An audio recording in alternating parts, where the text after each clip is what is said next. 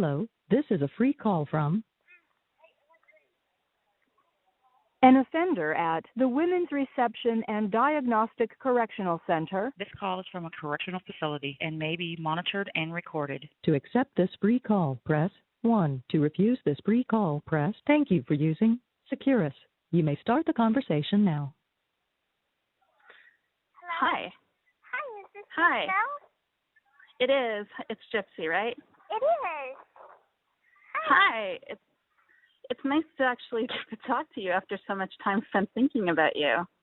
I had just got your second letter today, and I had tried to call earlier, but I was still going through diagnostic processing and everything. Right. Have they figured out where you're going yet, or? Yeah, right now I'm in Vandalia, but I'm on the transfer list to go to Chillicothe. Okay. So right that's now, where you're going to be. Right. My permanent place will be in Chillicothe. Okay. Well, at least that's settled now. Yeah. RNO, receiving an orientation was the hardest part, but now I'm in general population, and I'm able to go out in the sun and, start working on a tan. Yeah, so, they keep you indoors for that whole time? You've been there like a week. Yeah, in RNO, they keep you in. You're not allowed to go outside except for, meal times to walk to mealtime. And then in Greene County Jail, they don't ever let you out in the sun. So I've been pretty much a year and a month in complete indoors. So my skin is not quite used to the sun yet. Wow. Yeah. I'm pretty pale myself, but yeah, I can see that wow. Yeah. So sorry. I just rolled my chair over my cat. She just had a freak out. So well, I have 80 questions, but so I don't know, what are your plans now? What are you going to do?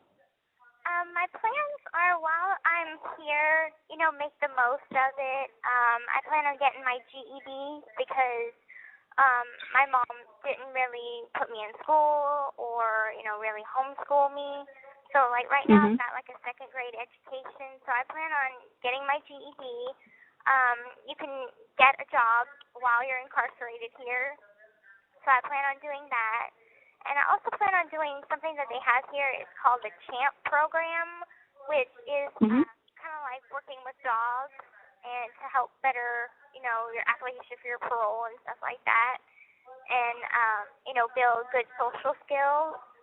So, but whenever I get out, I definitely want to, take some time to reconnect with my family, get in the community, get a job, do something that could help people and bring awareness to, maybe people that have a similar situation to mine. Yeah. Not a lot of people. I've talked to some psychiatrists about your situation, and your case is a little unique. Yeah.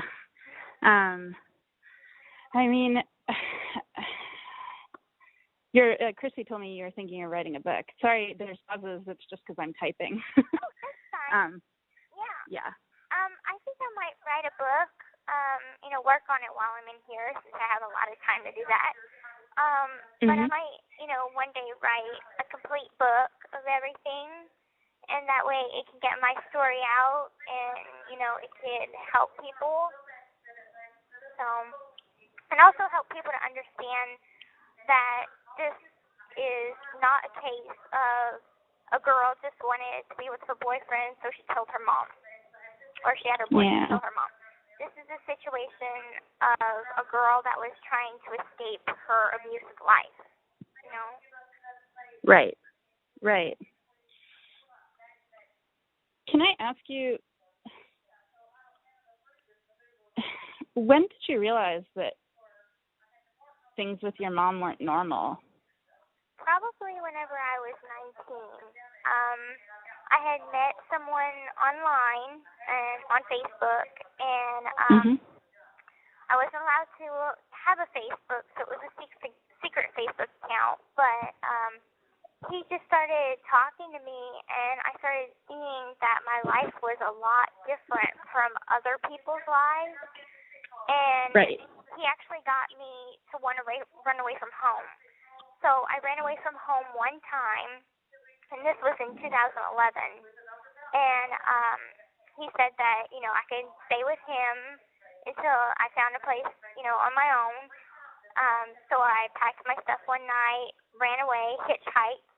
And anyway, my mom ended up finding me within like 4 hours, brought me back home, smashed my computer and cell phone, and tied me to a bed with a dog leash and handcuffs so I couldn't escape. And she said if I ever tried to do that again, that she'd smash my hands with a hammer.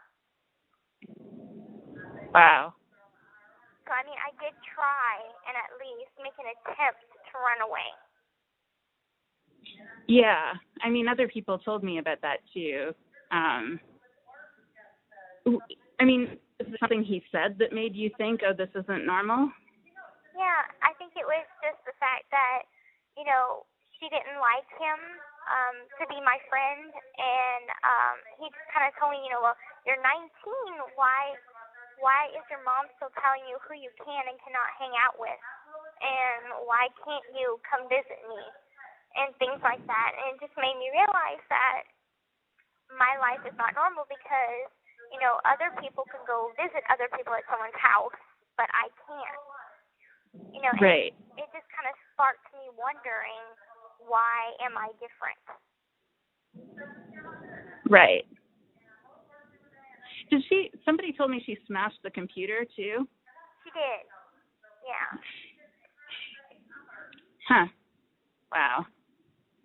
So how long were you, talking to various people online before she found out? I had made the Facebook, I want to say in late 2010, and she found out about it in mid 2011. So it wasn't very long that I had it, and I kept trying to get online, even if it was her computer or something, to make another one, to try and make friends. And I knew that she wouldn't be okay with me talking to various people, but I just, I wanted to make friends. I wanted to talk to people, so I kept, sneaking around, trying to go behind her back, talk to people. So. Right. But she kept finding out because I wasn't that sneaky. Right. I mean, yeah. So, I mean, was that guy and then Nick, were those the only people online that you talked to? Pretty much. I had one friend, she's still my friend, Aaliyah Woodmancy. Yeah, I've talked to Aaliyah. Well, we were Facebook friends. She was on my Facebook for a little while, and then my mom had deleted that profile, so it was very hard to make a new one, and she kept finding out about it. But I had talked to Aaliyah sometimes on Facebook, but besides her, and that other friend and Nick, those were the only 3 people that I talked to. Wow. You must have been really lonely. I was. I felt like, pretty much my cats were my friends. I feel that way too. This call is from a correctional facility and may be monitored and recorded. You're fine. It just means that the minutes have rolled over, so I can talk longer. Okay. All right. Well, so, I mean, how do you feel about the plea bargain? For me, I kind of figured I'd get one, because my lawyer kept telling me, that most likely we'd get one. Yeah. But I thought it was going to be for a way more higher sentence.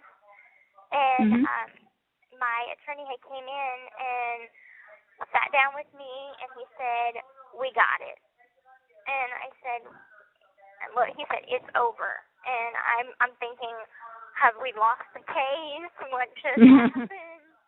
And he's like, we got our deal. And I said, and the number? And he said 10. And I said, I'll take it. I was happy. I hugged him. I was like, I know this is very unprofessional of me, but can I give you a hug right now? Because I'm just so happy. And I gave him a hug. And, it was a good moment. And that moment where it was in writing, it was done, all wrapped up, and they dropped the armed criminal action. They dismissed it. So I just have to do, I took the 10 years, and it's at 85%. And I've already done a year in county time, so like 7.5 years on prison grounds. And then after that time, I am out of here and with my family. I know, it'll be your first taste of the real world, I guess. It will be. And, I think this time is good for me because I can learn how to be a normal, I guess, human being. I've been raised to do what my mother taught me to do. And those things aren't very good. She taught me how to lie. And, I don't want to lie. I want to be a good, honest person. And I just want to be with my dad and my stepmom because they are amazing people. They've been 100% behind me ever since this happened. I thought that, my mom kept telling me that my dad wanted nothing to do with me and that he abandoned us. And, that's so far from the truth. He kept trying to come and see me throughout my life, but, she just kept being that roadblock. And, he understands everything that I've gone through. I understand everything from his point of view.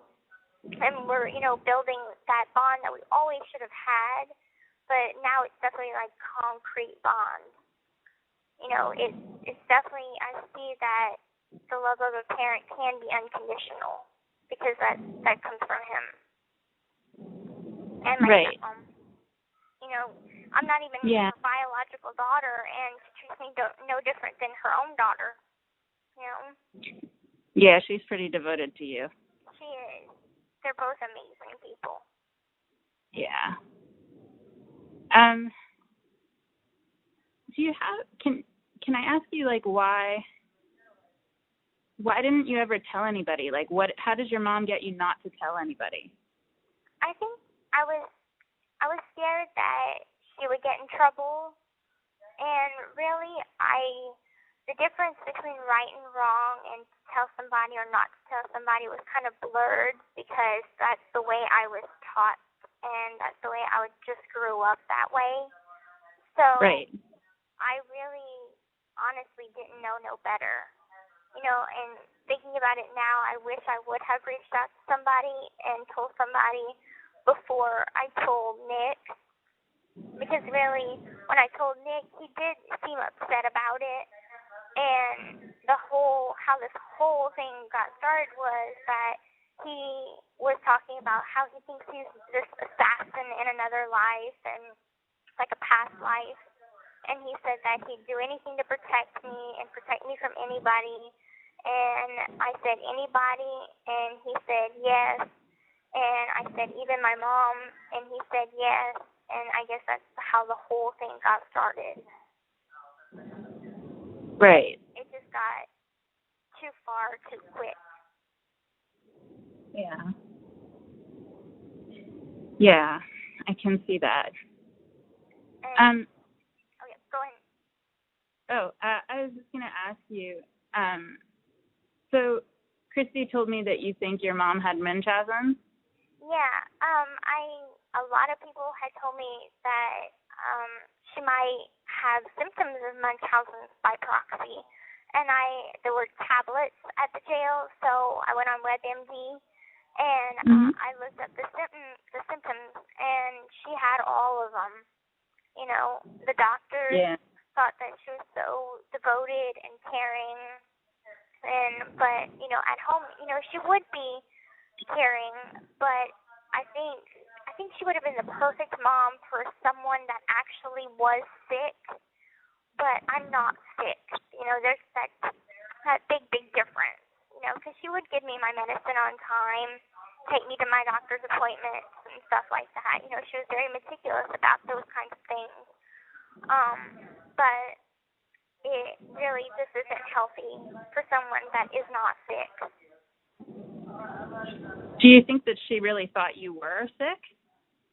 I think she did. Honestly, in her mind, I think she did. Yeah. Because she, my hand fell asleep one time, and she had said, "Oh my God, your muscular dystrophy is getting worse," but my hand just fell asleep. It's just little things like that. It was like it would get blown up in her mind. Right. Wow. So, okay. I mean, do you have friends in there? In here? Yeah. Really, this place is not the kind of scenery to make friends. You could Right. make acquaintances that can be good, but it's very difficult to make friends in here because just as it was in jail, everybody's trying to get out the fastest. Right. And everybody's trying to take care of themselves. So yeah. nobody's really has true friendships. Yeah, I can imagine. But good acquaintances, I've made good acquaintances here. Okay. So, one thing that I do have for the article is I've looked at some of the medical records that Michael Stanfield has, and did they tell you that there was a doctor who found... This call is from a correctional facility and may be monitored and recorded. Yeah, there was Dr. Flashtenstein, I think his name was. Yeah.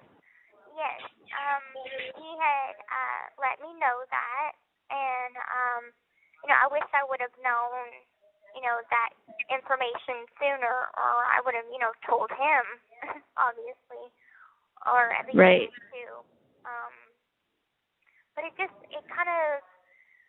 makes me frustrated that nobody else was could see, no other doctor could see that I was perfectly healthy, that, my legs or, they're not skinny like someone who is paralyzed. I can eat, don't need the feeding tube, stuff like that. Right. I wish that somebody would have, spoke out a little more. Yeah, it's pretty shocking that there's only the one guy. I mean, if you could talk to the doctors, what would you say to them? I honestly haven't figured that out yet. That's a question I have never thought of. I guess I would just kind of say, please try and research, don't ignore a child's voice or, the patient's voice. Don't always go by what the mother or the parent has to say. Do their background research, try and double check, Right. so this doesn't happen again. Yeah. Can I ask, with your teeth, people keep saying it was the seizure medication made them fall out. Is that what she thought was happening? I don't know. Okay. I don't know. All right. Is there anybody else that you wish had helped you? You have 1 minute left. Oh, I gotta put some more minutes on my account, but I'll probably call a bit later. Is that okay? Oh, sure. Yeah, okay. That's fine. Okay. So I'm gonna go and do that, and then I can answer some more questions. Okay. Okay. Thanks. Bye. They won't be posted till tomorrow, so I'll have to call tomorrow. Oh, that's fine. Okay. Talk to you later. We'll talk soon. Okay. Bye. The caller has hung up.